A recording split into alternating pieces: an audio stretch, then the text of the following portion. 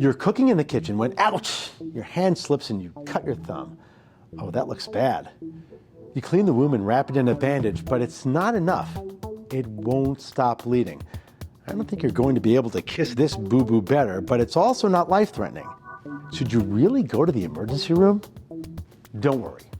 Urgent care comes to the rescue.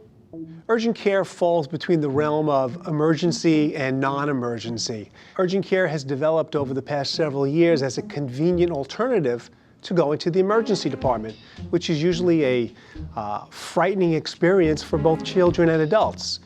The emergency department is classically a safety net for the populace that sees any complaint that walks in.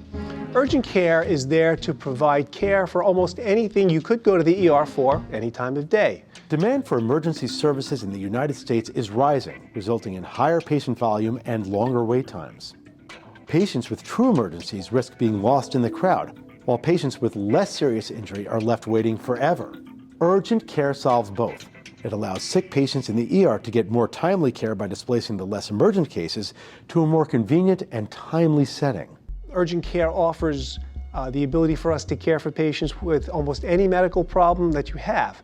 Children with injuries, adults with injuries, routine coughs and colds, sprains, strains, all of these things can be treated and released. The services you could expect to get are bedside testing for strep tests, flu tests, RSV, mono tests. We do x-rays and we read and interpret the films on site.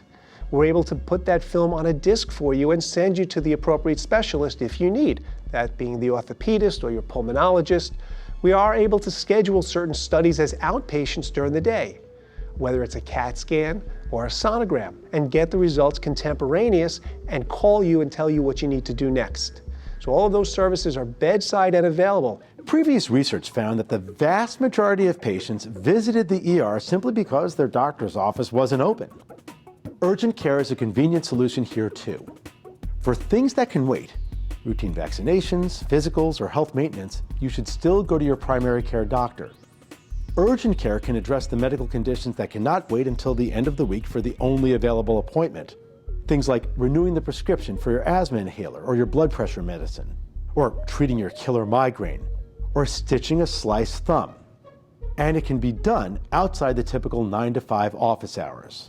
When you walk into an urgent care facility, and again, make sure it is a real urgent care facility that's accredited by the Urgent Care Association of America.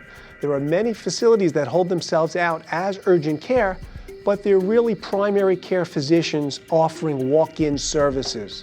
A true urgent care facility should have extended hours past the routine business hours. They should have the ability to do x-rays on site.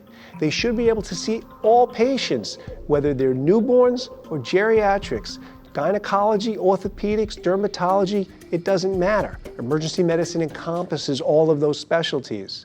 Generally, all you need to walk in the door is an ID and maybe your insurance card.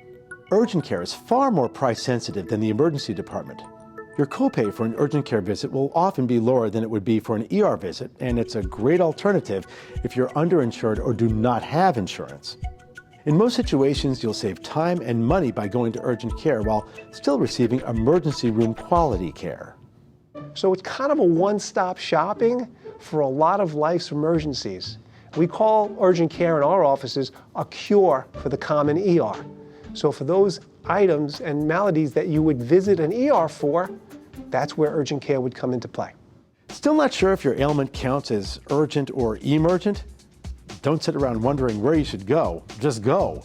Patients who walk into an urgent care with a true emergency are easily identified and sent to the emergency room. But you and your sliced thumb should be able to get in and out of urgent care in time to enjoy that delicious dinner you started. I'm Dr. Mike Rosen, and you're watching the eHealth Network. See you next time.